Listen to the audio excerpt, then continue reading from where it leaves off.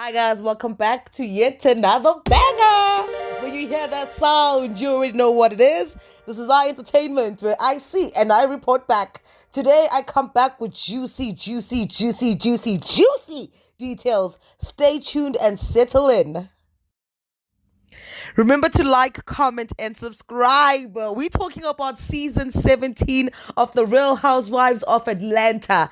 I tell you, the first two episodes, they are juicy.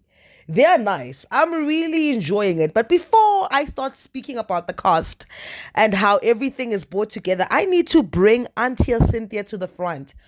Honestly, guys, I have to be honest. I don't understand what Cynthia is doing here. I feel like she is a spectator just like the rest of us. Her presence is honestly not needed because you really can't even see her in the show. She's not really part of the show. She's like an extra guest. I know she's a friend to the show, but we can find a better friend. We can find a juicier friend. I'm sorry, Cynthia, but bye, girl.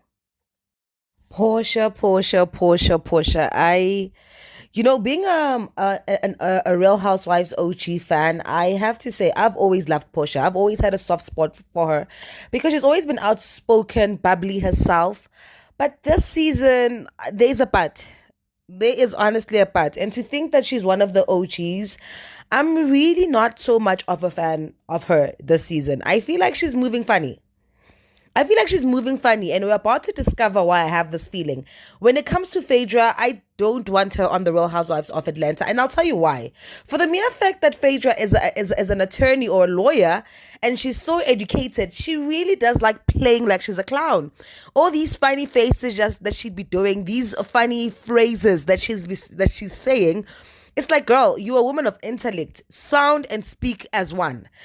Angela, y'all know how I feel about Angela. I love her. She's a classical girl. She has these classical reads, her calmness, her tone. I really enjoy her. And Drew Sidora, I want her out. I really don't know what Drew is doing on the show. We don't get to see her. We don't know what her content is. We don't know her storyline. I feel like she just pops up and we don't really know what's going on in her life. She's really just a bit mysterious. So I'm not really a fan. And Shamia, I like Shamia. I genuinely like Shamia. Shamia and Kelly are good. They are good cast members. They're bringing in the drama. They are bringing in the fire. You know, they are these two little rabbits that wrap around the show. And I genuinely enjoy watching them. So I do think they're good for the show. And Pinky girl, Pinky's husband, I don't know. I think they have a nice family unit. However, I do feel like something is about to stir as the show continues to go on. When it comes to our girl K. Michelle, they knew exactly what they were doing. I have to say, she is giving booked and busy content, life, wife, busy singer, busy woman, independent, powerful. This has to be one of the best cast members to join the show. I'm genuinely loving K. Michelle. I love that she has a storyline. I feel like we're about to see more from her. She's sassy. She's well dressed, well spoken. She has a career. She has the things in order. I'm here for it, girl. Wait, is it just me? Is it just me? Or is Kelly just being a little too messy when it comes to Portia? This girl said, Horsha. Like, I kid you not. I feel like Kelly is holding Portia to the same standard as Kenya Moore would be holding Portia if she was on the Real Housewives of Atlanta. She would be reading Portia for filth. Every time Portia opens her mouth, she's like, hold on. You married man Stella?